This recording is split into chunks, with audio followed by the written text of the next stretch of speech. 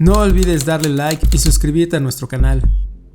No sé si alguna vez has sentido que el tiempo se pliega sobre sí mismo, que algo tan simple, tan ordinario, de pronto rompe la lógica y te deja con esa sensación de vacío en el estómago. Eso fue exactamente lo que me pasó un sábado cualquiera, mientras limpiaba el garaje. Mi esposo y mi hija estaban fuera todo el día. Él tenía un torneo de tenis con sus amigos y ella había ido con mi suegra a una feria local. Así que decidí aprovechar el silencio y poner orden en ese pequeño caos lleno de cajas, juguetes antiguos y recuerdos acumulados. El olor a cartón viejo y a madera húmeda llenaba el aire y una fina capa de polvo flotaba en los rayos de luz que entraban por la pequeña ventana del garaje. Fue entonces cuando encontré la caja de plástico transparente, una de esas en las que solía guardar mis cosas del colegio. Dentro había muñecas sin zapatos, boletines amarillentos y un par de cintas para el cabello endurecidas por el tiempo. Pero lo que más me llamó la atención fue un cuaderno de tapas color turquesa con letras rosadas que decían The Babysitter's Club Guided Journal. Lo reconocí al instante. Era mío. Tenía unos 9 o 10 años cuando lo escribí. Sonreí al hojearlo. Las primeras páginas tenían mis dibujos torpes y respuestas a preguntas como ¿qué quieres ser cuando seas grande? O describe tu mejor día con tus amigas. Era tan ingenuo y dulce que me pareció perfecto para mostrárselo a mi hija. Estaba justo en esa edad en la que el mundo empieza a parecer enorme y misterioso, igual que me parecía a mí en esas páginas. Así que lo llevé arriba, al segundo piso, y lo dejé en su habitación. Lo puse sobre su estante, encima de una pila de libros infantiles, bien visible, con la intención de leerlo juntas esa noche antes de dormir. Recuerdo perfectamente haberlo colocado ahí. Fui casi meticulosa. Me di la vuelta, lo miré por última vez y pensé, no puedo olvidar mostrarle esto. Bajé de nuevo al garaje, aún con una sonrisa, y continué revisando la caja. Saqué algunos libros, un par de carpetas, y entonces mi mano se detuvo. Ahí estaba el mismo diario. El mismo tono turquesa, las mismas letras rosas, el mismo dibujo de marcador morado en la esquina inferior, donde había escrito mi nombre con una caligrafía infantil. Por un segundo pensé que tal vez había tenido dos, que mis padres me habían comprado un reemplazo cuando llené el primero. Pero cuando abrí las páginas, reconocí las mismas respuestas, los mismos dibujos, incluso el mismo doblez en la esquina donde una vez derramé jugo. Me quedé inmóvil. Subí corriendo las escaleras con el corazón, latiéndome fuerte en el pecho. Empujé la puerta del cuarto de mi hija y miré el estante. El espacio donde había dejado el diario estaba vacío. Ni rastro del cuaderno. Revisé debajo de la cama, en el piso, sobre la mesa. Nada. Era imposible. Lo había puesto ahí minutos antes. No había nadie más en casa. Me senté en el borde de la cama con el diario en las manos, tratando de razonar lo sucedido. Durante un momento pensé que tal vez había tenido un pequeño lapso de memoria, que sin darme cuenta lo había traído conmigo otra vez al garaje. Pero no, puedo jurar que lo había dejado arriba. Lo recuerdo con una nitidez casi fotográfica. Esa noche, cuando mi hija regresó, la observé mientras dormía. Tenía la misma expresión serena que yo recordaba de mis propias fotos de niña. Y por un instante, algo dentro de mí se estremeció. ¿Y si el diario no había vuelto, sino que nunca se había ido? ¿Y si de alguna manera el tiempo se había doblado sobre sí mismo y yo había encontrado el mismo objeto en dos momentos distintos, coexistiendo por un instante en el mismo día? A veces, cuando paso frente al estante de mi hija, siento el impulso de revisar sus libros, esperando volver a verlo ahí, pero no ha vuelto a aparecer. Y sin embargo, de vez en cuando, al limpiar o mover cajas, juro que siento ese aroma a papel viejo y tinta seca. Y me invade la extraña sensación de que algo o alguien me está recordando que el pasado nunca desaparece del todo, solo se esconde esperando ser encontrado otra vez.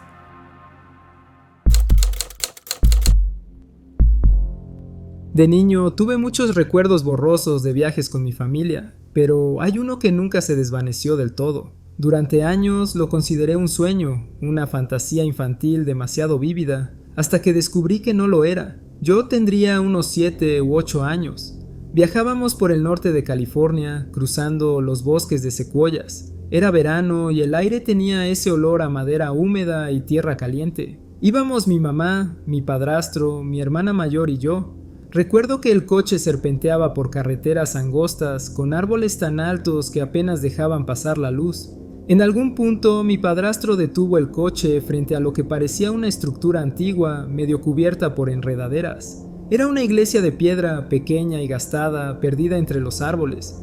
La fachada tenía grietas, los escalones estaban cubiertos de musgo, y las puertas, dos enormes tablas de madera oscura, parecían selladas por el tiempo. Mi mamá dudó en acercarse, pero mi padrastro, que era el tipo de persona que encontraba belleza en las ruinas, insistió en explorar. Subimos los escalones lentamente, sintiendo el crujido bajo los pies. Él empujó una de las puertas con fuerza, pero no se movió. Entre los cuatro logramos abrirla apenas lo suficiente para entrar. Y fue entonces cuando el aire cambió. El interior no era lo que debía ser. Ninguna ruina, ninguna humedad. El lugar estaba vivo. La luz dorada del atardecer entraba por vitrales intactos, pintando figuras en el suelo. Las paredes eran limpias, relucientes. Los bancos, largas filas de madera negra, parecían recién barnizados, pero lo que más recuerdo es el techo, una cúpula alta, completamente pintada con ángeles, mujeres y niños. Las figuras parecían moverse levemente, como si el aire dentro del templo respirara. No había nadie allí, ningún sonido, salvo el eco de nuestros pasos. Aún así, me sentí tranquilo, como si aquel lugar me conociera. Era una paz profunda, tan pura que ni siquiera parecía terrenal. Mi padrastro, maravillado, sacó su vieja cámara analógica. Hizo varias fotos. Mi mamá, en cambio, se veía inquieta. Su mirada iba de un lado a otro y de repente me tomó del brazo con fuerza. «¡Vámonos!», dijo. «Pero, mamá…», quise protestar. «Ahora», insistió, con un tono que no admitía discusión. Salimos apresurados. Mi hermana y yo volteamos una última vez hacia la iglesia y la luz que antes era dorada ahora parecía más fría, más pálida. El resto del viaje continuó como si nada. Mi padrastro bromeaba con que había descubierto una iglesia mágica en medio del bosque. Yo guardé el recuerdo en silencio, convencido de que con el tiempo se borraría o se diluiría como un sueño. Años después, ya adolescente, una noche saqué el tema en la cena. Les pregunté si recordaban aquella iglesia. Mi mamá me miró, sorprendida, y se quedó callada unos segundos antes de responder. «Sí, la recuerdo». El corazón me dio un salto. Durante tanto tiempo había creído que lo había imaginado. «¿Entonces fue real?», pregunté, sonriendo, casi aliviado. Ella bajó la mirada, suspiró y dijo algo que aún hoy me da escalofríos. «Fue real, pero no era como tú lo recuerdas». Me contó que cuando revelaron las fotos, todas las imágenes salieron oscuras, distorsionadas. En lugar de la iglesia cálida y brillante que vimos, las fotos mostraban un edificio derrumbado, las paredes cubiertas de moho, los vitrales rotos, el techo hundido. En una de las fotos, donde se suponía que debíamos aparecer nosotros cuatro, solo se veían sombras como siluetas en movimiento y detrás, algo que parecía mirarnos desde el altar. Dijo que había sentido algo terrible cuando salimos, algo que la hizo pensar que no debimos entrar ahí.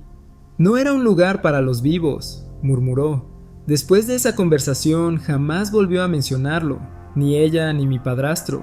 Pero desde entonces, cada vez que paso cerca de un bosque y veo los árboles cerrándose sobre la carretera, siento la misma sensación que tuve aquel día, una mezcla de paz y advertencia. Como si, en algún punto entre los árboles, esa iglesia todavía esperara, luminosa y callada, mostrando su verdadera cara solo a quienes se atrevan a abrir la puerta.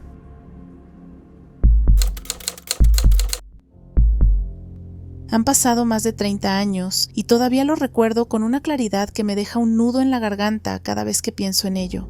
Fue la noche en que murió mi abuela, Minan, como le decía de cariño. Ella había sido mi refugio durante toda mi infancia. Era la persona que me entendía sin que tuviera que decir una palabra. Su casa olía a lavanda y a galletas recién horneadas, y siempre tenía una manera tranquila de hacer que todo pareciera menos complicado. Cuando enfermó, me negué a creer que realmente pudiera irse, y sin embargo, lo hizo.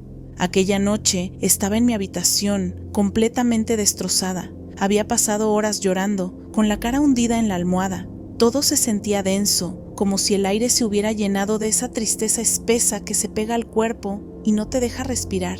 La habitación estaba en penumbra. Solo una pequeña lámpara en el buró proyectaba una luz cálida, pero triste, sobre las paredes.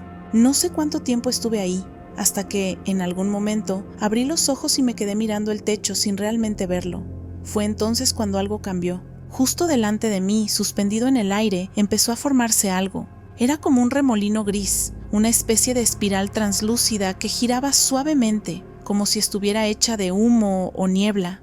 No producía ningún sonido, pero el aire alrededor se sentía diferente, cargado, vibrante, como si todo mi cuerpo supiera que estaba presenciando algo que no pertenecía a este mundo. Y entonces lo supe. Sin que nadie me lo dijera, sin pensarlo siquiera, supe que era ella. Era una certeza absoluta, imposible de explicar. No era un pensamiento, era como si mi alma la reconociera antes que mi mente. Recuerdo que dejé de llorar de golpe. La miraba o la sentía, no estoy segura. Era como si su presencia me envolviera completamente. Y por un momento, una paz inmensa me llenó el pecho. La tristeza se detuvo. Sentí amor, puro y calmo. Y luego, tan repentinamente como había llegado la paz, apareció el miedo. No sé de dónde vino. Tal vez fue instinto o la incapacidad de procesar algo tan fuera de lo normal. Mi cuerpo reaccionó antes que mi razón. Me asusté, y en el mismo segundo en que ese miedo cruzó mi mente, el remolino desapareció, como si alguien hubiera apagado una luz. El aire volvió a ser pesado, el silencio volvió y me quedé sola, temblando en la cama. Me senté de inmediato, buscando algo, cualquier rastro, pero ya no había nada, solo el vacío y mi corazón desbocado. Lloré otra vez, pero de una forma diferente, no de tristeza, sino de arrepentimiento. Durante años me pregunté qué habría pasado si no me hubiera asustado. ¿Habría visto su rostro? ¿Habría escuchado su voz diciéndome que estaba bien? ¿Se fue porque no quería que la recordara con miedo? A veces me consuela pensar que ella vino de verdad, que intentó despedirse o hacerme saber que no estaba sola. Otras veces, cuando intento racionalizarlo, me convenzo de que fue mi mente, buscando consuelo en medio del dolor.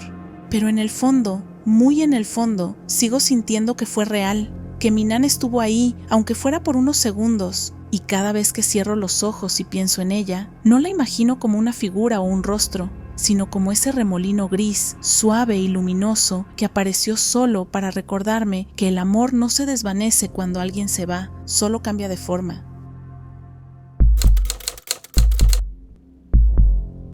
No estoy seguro de cómo explicar esto sin sonar completamente loco, pero juro que esto me pasó hace unos meses y todavía me da vueltas en la cabeza cada vez que manejo por esa zona.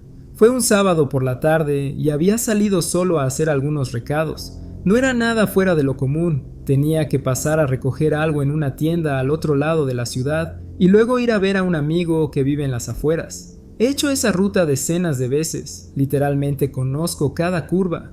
Hay una zona en particular que siempre me ha parecido confusa, porque hace unos años construyeron un fraccionamiento nuevo, una comunidad planeada con calles curvas, casas idénticas y un parque en el centro, justo entre dos carreteras principales que antes solían cruzarse.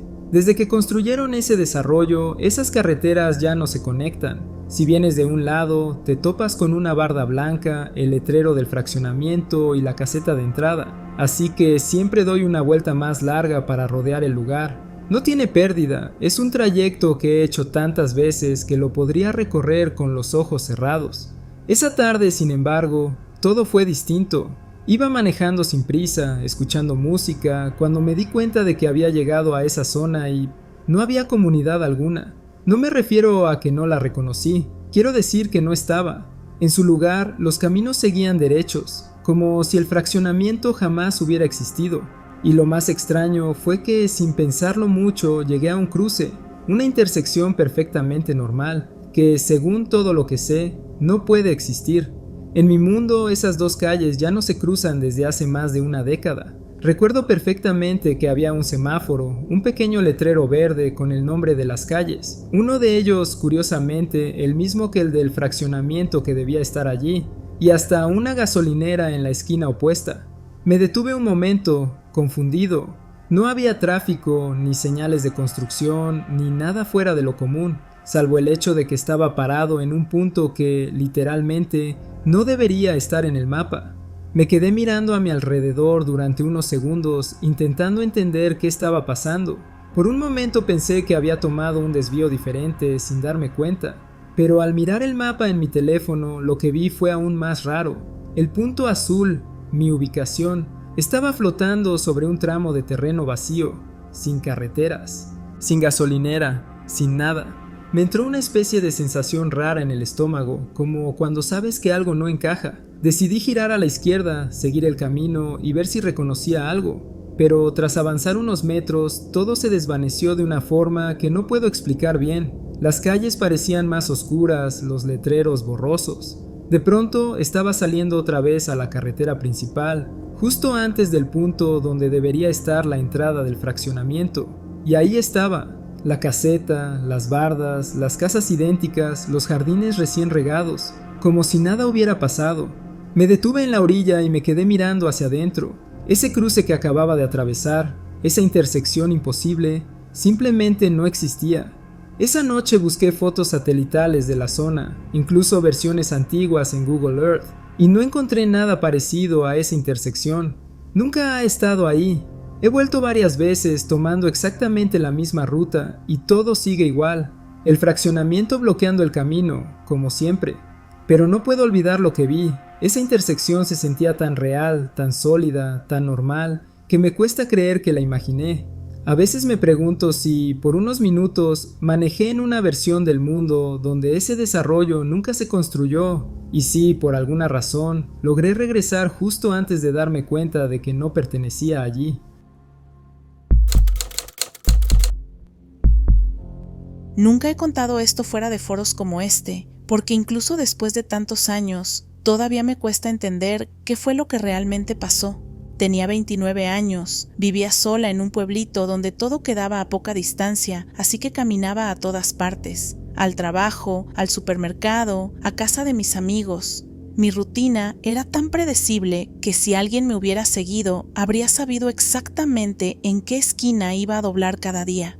Aquella mañana no era diferente. Era uno de esos días templados, con el cielo nublado pero sin amenaza de lluvia. Llevaba mis audífonos puestos, escuchando una lista de reproducción cualquiera, y caminaba hacia el trabajo como siempre. Recuerdo que, al llegar a la intersección principal, el tráfico estaba un poco más denso que de costumbre. Me detuve un momento entre dos autos estacionados y, como lo hacía todos los días, miré hacia ambos lados antes de cruzar. Todo parecía normal, ni un solo ruido que me advirtiera lo contrario. Entonces, di un paso hacia la calle. Lo que pasó a continuación fue tan rápido que mi cerebro apenas tuvo tiempo de registrar la secuencia. Escuché un rugido, el motor de una SUV acelerando, y en una fracción de segundo sentí el impacto. No vi venir el vehículo, solo sentí una ráfaga de aire caliente y el violento tirón de mi cuerpo hacia adelante, como si el mundo me hubiera jalado con fuerza brutal. Recuerdo haber pensado, así se siente morir. Fue una certeza absoluta. Sentí como mi cuerpo se soltaba, como si la gravedad ya no me perteneciera. Ni siquiera tuve tiempo de tener miedo. Y luego, nada. El silencio. El siguiente instante estaba de pie otra vez, en la acera, con el corazón desbocado, completamente ilesa. Ni un rasguño, ni un golpe, ni una sola marca en la ropa. El tráfico seguía igual, los mismos autos estacionados, la misma calle. Pero el ruido del motor que me había matado ya no estaba. Me quedé paralizada. Literalmente tuve que apoyarme en un poste para no caer. Todo dentro de mí gritaba que había sentido el golpe, el aire, la pérdida del cuerpo, la muerte. No fue un sueño, no fue un mareo. Fue tan real que todavía, 15 años después, puedo revivirlo si cierro los ojos. Miré hacia la calle esperando ver el auto blanco, un Escalade. No había ninguno. Solo un sedán azul que pasaba despacio y un par de bicicletas al otro lado. El corazón me latía tan fuerte que me mareé. Me quedé ahí varios minutos tratando de convencerme de que había imaginado todo, pero no había nada que explicar. Era como si el universo hubiera retrocedido 5 segundos, justo antes del impacto, y me hubiera dejado otra oportunidad para no cruzar. Crucé la calle, esta vez mirando 20 veces a cada lado, y seguí caminando. En piloto automático, sintiendo las piernas temblar con cada paso. Durante días no pude dormir. No podía quitarme de la cabeza la sensación del impacto, del aire saliendo de mis pulmones, de mi cuerpo volando. Lo más extraño era lo nítido que se sentía el recuerdo de morir y lo absurdo que resultaba seguir aquí, viva, como si alguien hubiera presionado reiniciar en el universo. No sé cómo explicarlo. Tal vez fue una visión, una advertencia, una especie de salto de conciencia entre dos líneas de tiempo. O tal vez morí de verdad y lo que siguió después pertenece a una versión paralela de mí misma. Nunca volví a cruzar esa calle sin mirar el doble, ni pude volver a caminar con los audífonos puestos. Pero a veces, cuando algo se siente fuera de lugar o tengo un presentimiento fuerte, recuerdo esa mañana y pienso, ¿y si todos tenemos más de una línea temporal y a veces, sin saberlo, saltamos justo antes del final?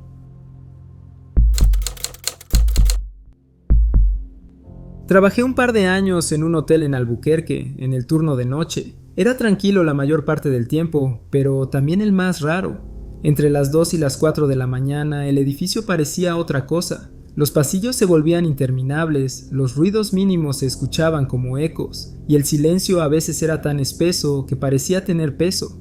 Esa noche estaba en recepción, medio aburrido, hablando con el guardia de seguridad. Era un tipo tranquilo con quien solía platicar para mantenernos despiertos. Me dijo que su turno terminaba antes que el mío y que si podía darle un aventón hasta su casa, que no le quedaba muy lejos. Yo ya estaba medio cansado, así que dije, sí, claro. Mi turno todavía tenía media hora más, pero no quería esperar. Así que agarré una hoja, escribí rápido una nota para mi jefe. Tuve que salir antes, mi hermano se quedó varado fuera de la ciudad y necesita que lo recoja. Sonaba creíble y francamente, a esas horas nadie iba a notar mi ausencia. Llevé al guardia a su casa, lo dejé en la esquina y regresé a la mía directo a dormir. Habrán pasado unas 2 o 3 horas cuando mi teléfono empezó a sonar. Medio dormido contesté, y era mi hermano. Sonaba molesto y preocupado. Oye, necesito que vengas por mí. Me quedé varado fuera de la ciudad. El auto no arranca. Me quedé en silencio unos segundos, tratando de procesarlo. Le conté, medio riéndome, que justo esa había sido la excusa que le había dado a mi jefe para salir temprano. Le dije, no inventes, qué coincidencia. Dije exactamente eso, palabra por palabra. Mi hermano no se rió, me dijo, eso no es lo raro. Ven, te voy a enseñar lo que sí está raro. Así que me vestí y manejé hasta donde estaba. Era una carretera vieja a unos 20 minutos de la ciudad, un tramo rodeado de arbustos secos y un letrero oxidado que marcaba la distancia a los pueblos cercanos. Lo encontré estacionado en la orilla, con el cofre levantado. Me bajé y lo primero que le pregunté fue ¿qué era lo tan raro? Él sacó su teléfono, buscó algo, me lo acercó al oído y le dio play a un mensaje que había recibido esa mañana. La voz, no sabría cómo describirla exactamente. No era humana, pero tampoco completamente robótica. Era como si alguien intentara imitar una voz humana con una máquina vieja, distorsionada, metálica, pero con una cadencia que sonaba intencional, casi amenazante. El mensaje decía simplemente, estás atorado. Así, sin más. 2 palabras. Sentí un escalofrío que me recorrió desde el cuello hasta los pies. Le pregunté si era una broma, si alguien le había mandado eso, pero juró que no tenía idea de quién era, que el número no tenía identificador, ni siquiera aparecía en su registro de llamadas. Nos quedamos un rato en silencio, escuchando solo el viento. Me di cuenta de que no había ni un solo auto pasando, y era raro porque normalmente esa carretera siempre tenía tráfico de madrugada. El mensaje no volvió a repetirse, y tampoco supimos nunca de dónde salió. Intentamos rastrear el número más tarde, pero no existía. No sé qué fue lo más inquietante, el mensaje en sí, o el hecho de que horas antes yo había usado esa misma historia, mi hermano varado fuera de la ciudad, como una mentira improvisada. A veces pienso que algo escuchó esa mentira y decidió jugar con nosotros, o quizá por alguna razón estaba diciendo la verdad, y yo solo fui parte de un bucle que no alcanzo a entender. Antes de terminar este video, queremos darnos la oportunidad de saludar y agradecer a nuestra comunidad de tenebrosos. Valoramos mucho su apoyo. Cada suscriptor, cada comentario, cada like nos motivan a seguir creciendo y mejorando. Ustedes nos dan la oportunidad de hacer algo que nos apasiona y recuerden que si tienen una historia para compartir con nosotros, no olviden enviarla a nuestro correo electrónico que está en la descripción del video. Nos vemos en el próximo universo.